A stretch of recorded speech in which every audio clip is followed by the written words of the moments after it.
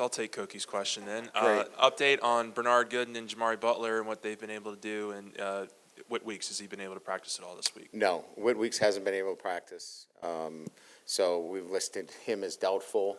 Butler practiced the last couple of days, and Gooden as well, so they'll both be. I don't know, what did we have him as? Do we have him as probable? Butler available, Gooden probable.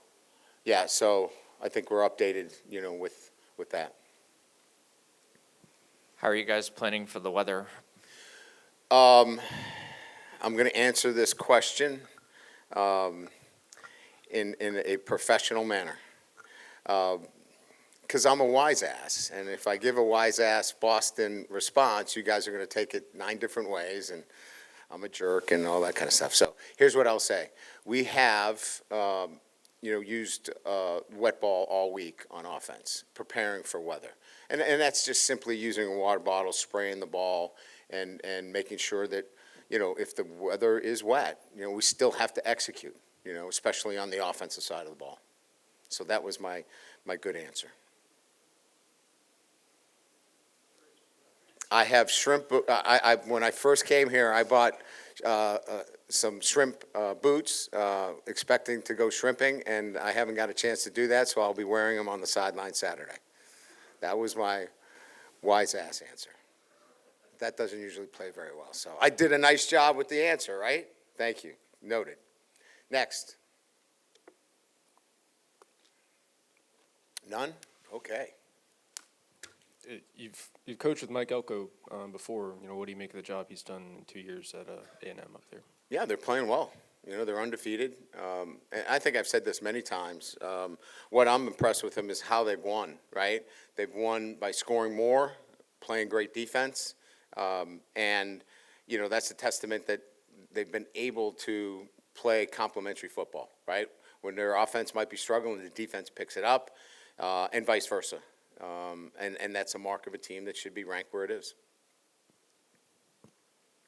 With Texas A&M now being a permanent opponent, what are your thoughts on facing this team annually now? Oh, love it. I've faced them every year since I've been here, so this is just a normal occasion. It's tough to play there, and it's tough for them to play at Tiger Stadium. 2 teams that will compete hard.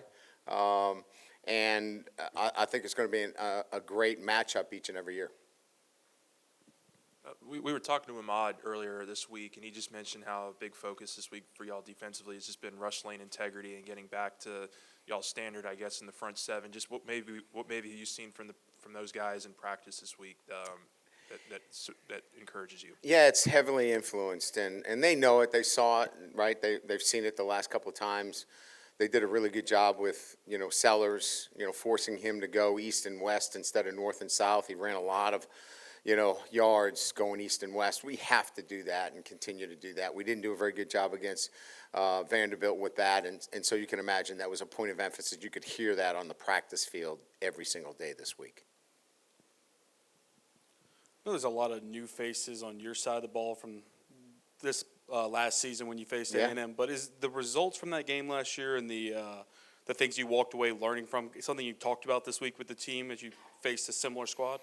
Well, I think there are 2 high points in that game. One, we did a poor job when they transitioned from a pro-style quarterback to a running quarterback. We didn't make the adjustment, right?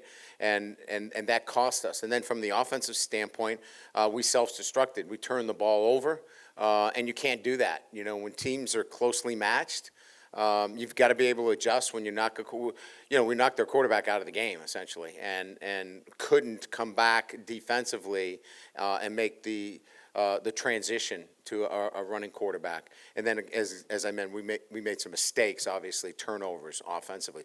You can't beat anybody, Texas A&M or anybody else that you play in this SEC, if that's what you do in the second half. And that's what turned the game around. With Marcel Reed, how have you seen him improve as a passer? He's really pushing the ball downfield more this year. Yeah, and I think Koki, more than anything else, is last year he came in as a replacement, right? He wasn't the starter. And so, there's learning going on. You're not sure what he can do. They became more comfortable with him. And then him with the offense through spring preseason camp as the number one, it starts to open up the playbook. And that's essentially what they've done. They've opened up the playbook with him.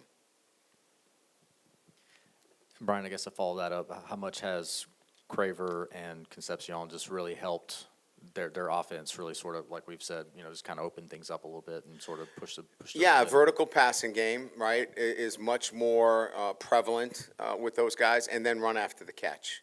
Both of them bring that, and they have some similarities to our receivers, right, in terms of what they can do. There's a lot of similarities, but I think the difference from last year to this year's is the vertical threats. Everybody good? Koki, come on. You bunted the first time. I think you took two and hit the right. Let's go for the home run. I wish I had more power. I didn't have a lot of power back in the day. With Owens and their ability to use Reed in the run game as well, I mean, how much does it just help them having that running quarterback where you have that dual threat with those two Yeah, guys? and again, you're 100% right in terms of what the issues are, but we knew those issues Sunday, right? And we've been planning, for what we have to do defensively. And it starts with you have to stop the run. They have, and we just mentioned, they have guys now that can push the ball down the field. So if you put an 8-man box there, you're going to get one-on-one down the field. So it's a chess match. Sometimes you got to show coverage. Sometimes you got to be able to play man on man and whip some blocks up front and win in the run game. You can't always stack it, and you can't always play soft because they're going to be able to run the football. So that's why they're number 3 in the country and scored 40 points in 2 out of the last 3 games, I think. So good. All right, thanks, guys.